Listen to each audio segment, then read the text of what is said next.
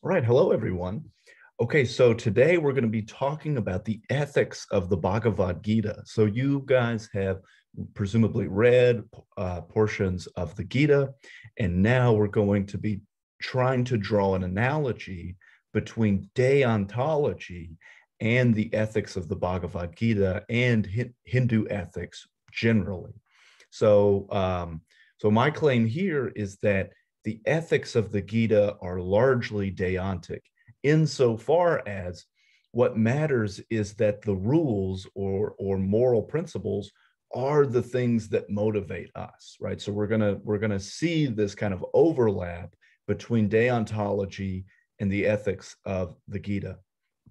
Okay, so first, you guys have a video that kind of introduces you to the background of the Gita and kind of just like what it's about, because we're not going to read the whole thing, but I'm going to do the same. So first, we have our main character, Arjuna, and he's a warrior noble, and he's like really, really good at what he does, right? He is the master warrior. And there is in the kingdom where Arjuna is, there's a division between his friends and family and who should become the new king. So there are these kind of two factions, uh, both of whom are composed of his friends and family. And he knows which side to join, but he's worried about whether or not he ought to fight. So the central conflict here is he has the decision between fighting and killing members of his family, right? But um, nevertheless, contributing to a just cause as kind of the rightful leader is the one that he's going to be fighting for, or he can refrain from fighting. And that seems bad too, because his class, right, in the caste system, which we'll talk about in a second, is a warrior noble, right? So he's supposed to fight for just causes in just circumstances. So what we have here is an example of a moral dilemma. And we've already kind of talked about this a little bit, but it seems like no matter what Arjuna does, he's going to do something that's morally wrong, right? So he can either fight in a just war and kill his friends and family, or he can refrain from fighting but fail to uphold his duty as it's laid out by his caste system, right? So what does he do, right? It seems like he's stuck between a rock and a hard place.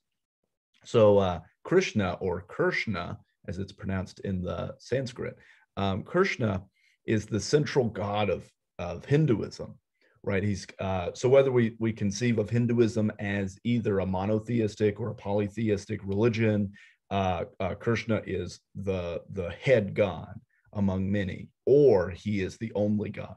So Krishna tells Arjuna that it's okay for him to kill members of his family and his friends, in part because they're all stuck in cyclic existence, right? And all of these things. But the idea here is that Krishna tells him that he ought to do his duty, right? He ought to faithfully execute the duty as is laid out by his caste.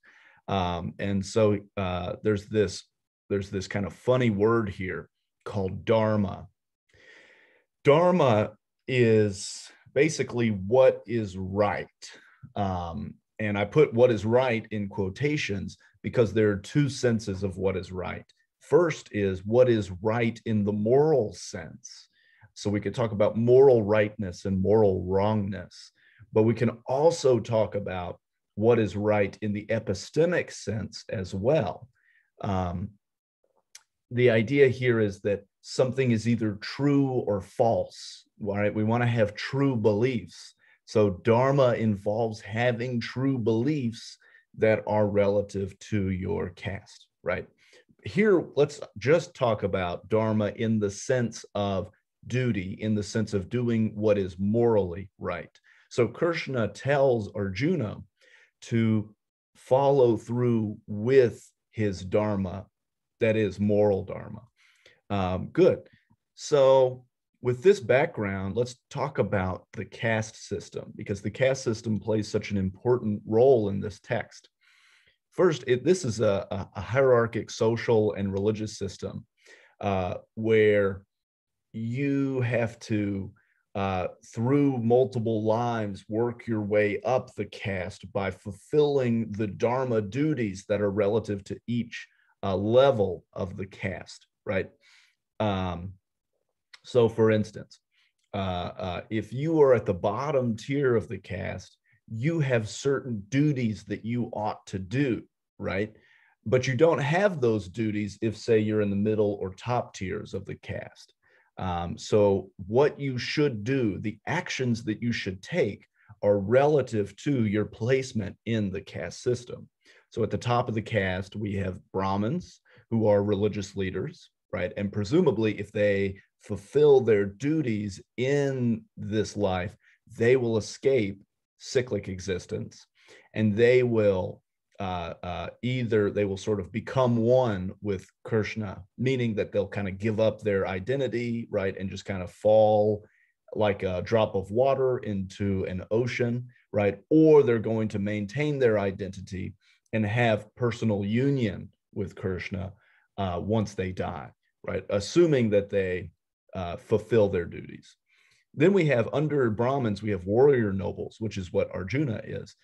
Their duties involve things like fighting in just wars, right? Fulfilling conflicts, training, right? All of these sorts of things. Their dharma is wrapped up in combat. Then we have the Vaisyas, and they are the merchants and farmers, right? So these are people who own a lot of estate or have a lot of wealth, right? And they can kind of do all of the things relative to their caste, which involves like managing various institutions that can produce wealth.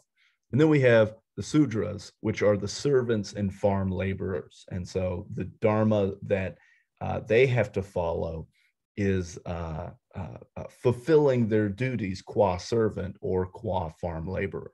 So I've already said this, but the idea here is that every rung on the system, right, in the hierarchy, has duties that are relative to it.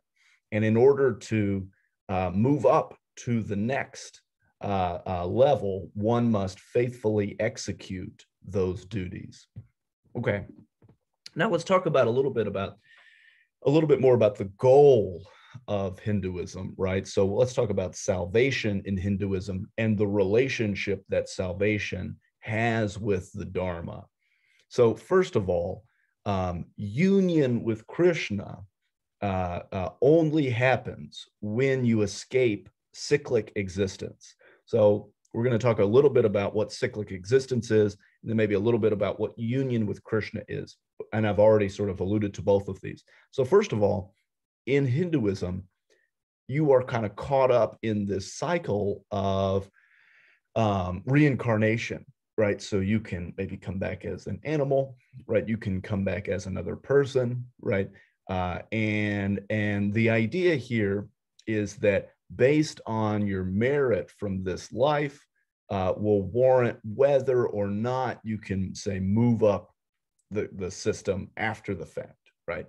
After you die, where will you go? Will you go lower on the caste system? Will you come back as like an animal, which is like pretty bad? Or will you come back as something above your present caste? Okay. So cyclic existence is bad. So I know, like, when we talk about reincarnation in the West, we're usually like, oh, I want to come back as like an eagle or like a dinosaur or something, right? The idea is that that's bad. Cyclic existence should be moved away from. And that's because cyclic existence involves a life full of suffering and sickness and death, right? So even though we may be young now, right? Later on in life, we get older, we get sick, we become miserable, and then we die, right? And that's not a fun process. And the rest of us who are still here in cyclic existence have to mourn the person who died and all of these things. And so life in this world, right, and a life kind of trying to keep up with reincarnation is bad, right? It involves sickness and death and all of these things. And so we should escape it. We ought to get out of it. So how do you get out of cyclic existence? So there are two, we call yogas, which is not just like bodily postures, like we talk about yoga, right? That's like partially constitutive of yoga, but is a kind of ritual or discipline, right?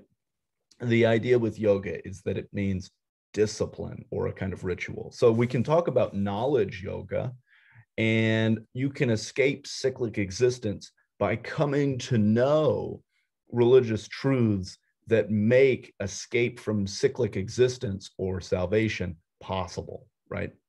And then we can talk about, so this is kind of rare, and is practically kind of unfeasible for many, right? And then we have what we might call karma yoga. This is the spiritual practice of action, or the ritual of action. And the idea here is that when we act, right, we act such that we follow and complete the dharma that's relative to our caste, right? And so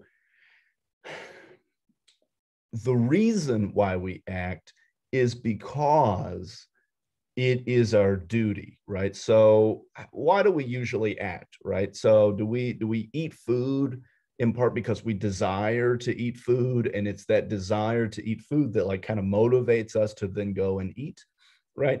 According to karma yoga, that should not be our motivation. Rather, our motivations for, say, doing anything at all ought to be centrally placed on the dharma, right? The dharma that's relative to our caste. So why do we go to work in the morning? Well, we go to work in the morning because we want to make money, or is it because we are somehow fulfilling our caste system duties by doing it, right? And the reason why we should say, according to this tradition, is because it's our duty. So we act from a sense of duty that is relative to one's caste, right? And by doing that, we can escape cyclic existence, or create the conditions such that we can get closer to escaping cyclic existence. Now, when we escape cyclic existence, we have union with Krishna. And I've already mentioned this just a little bit, but the idea here is that there's a debate between personalism and impersonalism in Hinduism. Personalism says that we maintain personal identity, which I believe we will talk about a little later in the class. We maintain our personal identity after we escape cyclic existence, such that we are still us, and we're kind of existing in communion with Krishna, right? That's the idea. Whereas impersonalism says that no, when we escape cyclic existence, we're no longer who we were when we were alive, right?